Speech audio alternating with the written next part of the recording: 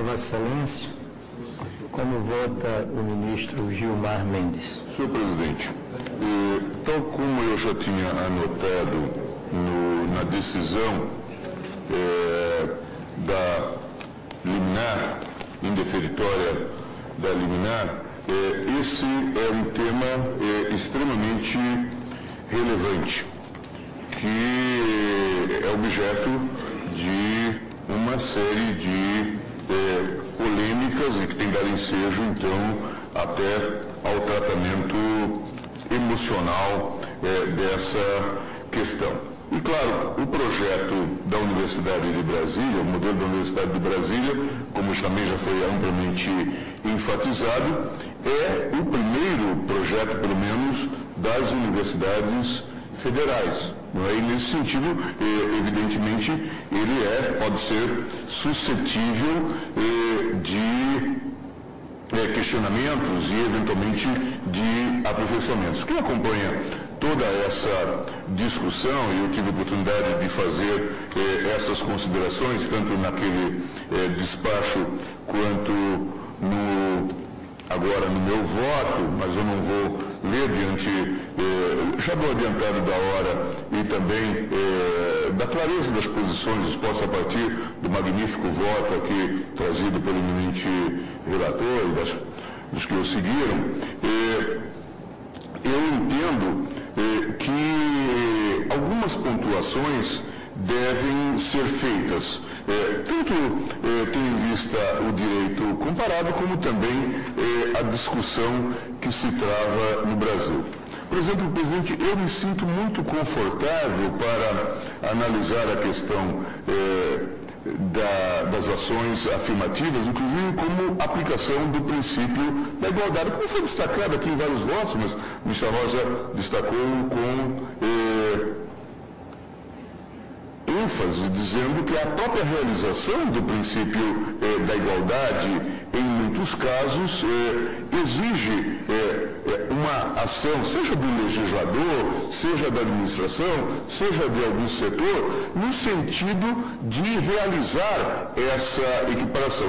E nós não nos escapa. Recentemente discutíamos aqui a Lei Maria da Penha, agora lembrado no voto do ministro César Peruso. Por que o legislador faz esse tipo de opção? Certamente a partir de algum tipo de referência, com base na própria realidade, a incidência da violência específica contra a mulher. Nesse plano, antes surgiram as próprias iniciativas, pioneiras, acredito que foi em São Paulo, das delegacias, as chamadas delegacias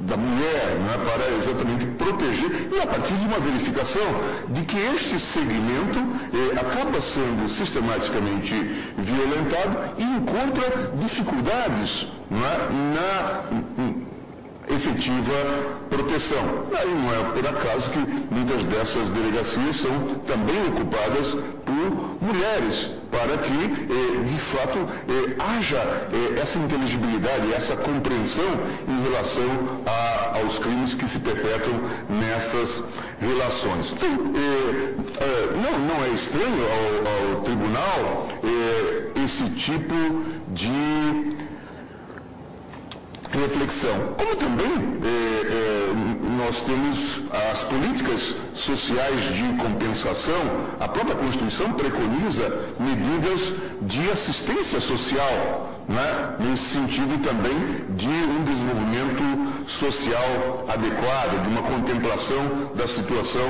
dessas pessoas que, de alguma forma, se revelam em alguma relação hipossuficiente. Mas há um questionamento que é relevante em relação ao modelo da Universidade de Brasília e que não se faz presente em relação, por exemplo, ao caso do ProUni.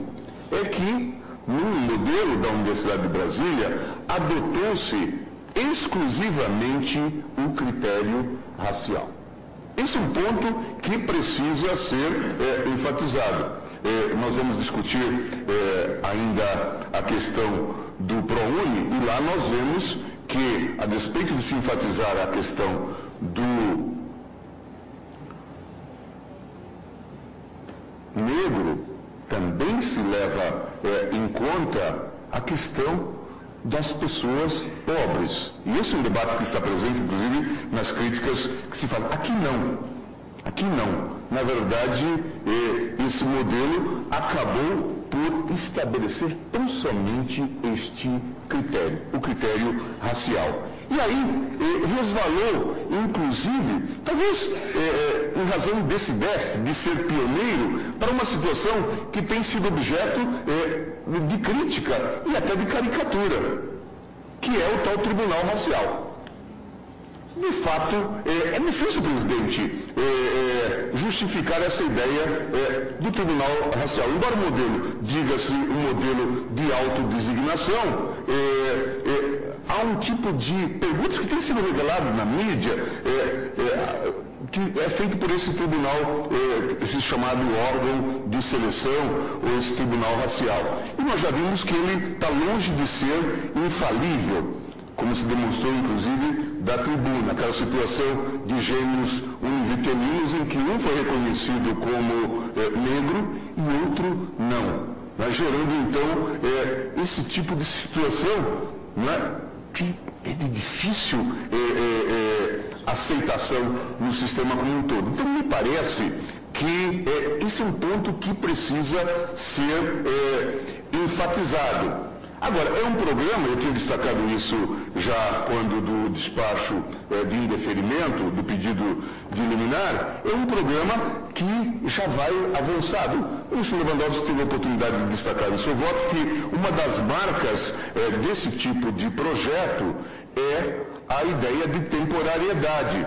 E eu até diria mais, esses projetos teriam que vir acompanhado daquele tipo de relatório que hoje é muito comum nessas chamadas legislações experimentais, que é um acompanhamento para e passo do seu resultado. Quer dizer, qual é o efeito da política pública em relação ao objetivo que se pretende. Não é possível negar, tendo em vista a realidade que nós temos, o ministro Peluso focou isso muito bem, e nós temos que julgar isto para o Brasil, e obviamente não para outros sistemas. Não podemos negar que, a despeito de termos um modelo de integração racial e de termos enorme dificuldade na classificação, isso é evidente.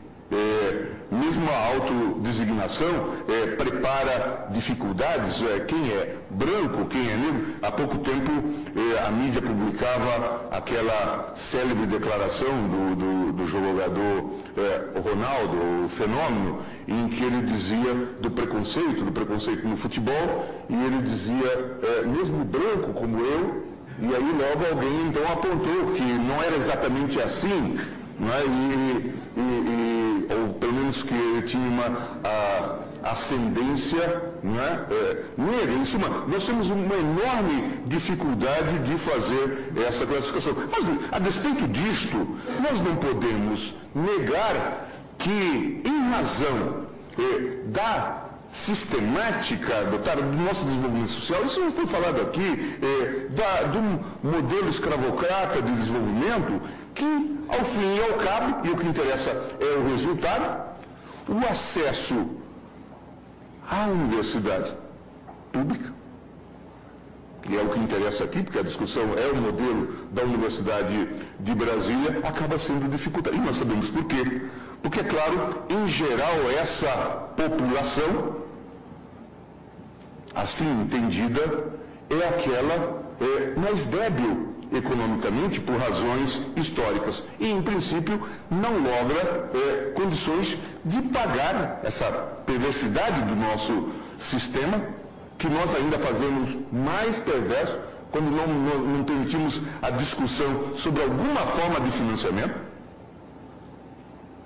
Quer dizer, só se chega à universidade quem, em princípio, passou pelas escolas privadas, porque esses vão ter condições de enfrentar esse sistema de vestibular, que em alguns casos é um concurso de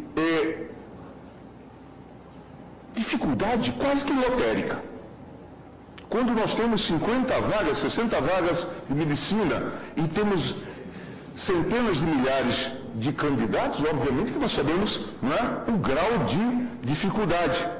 E só aqueles que realmente foram muito treinados conseguem passar nesse modelo de seleção de característica universal, especialmente tendo em vista as restrições hoje existentes, a expansão de vagas. O Joaquim mostrava isso de forma muito clara. Veja, entre os anos 70 e os anos recentes, a Universidade de Brasília não logrou aumentar, por exemplo, nem dobrar, praticamente não dobrar as vagas no curso de Direito. E isso explica uma parte dessa tensão que nós estamos a vivenciar. Mas, presidente, eu tenho muitas dúvidas, e eu deixo isso no meu voto, em relação ao critério puramente racial. Porque também aqui não se contempla, ou melhor, permite-se uma possível distorção. Que pessoas que tiveram, embora consideradas de uma determinada raça, mas que tiveram um desenvolvimento educacional absolutamente adequado, agora sejam convidados a trilhar esse caminho facilitário das cotas, porque não se leva em conta o referencial de índole social. Me parece que esse é um ponto que precisa ser discutido. Mas como é um projeto com essa demarcação de caráter de experimentalismo institucional, né, que deve ser reelaborado, hoje nós temos... Uma espécie de rito de passagem. De passagem. Necessariamente.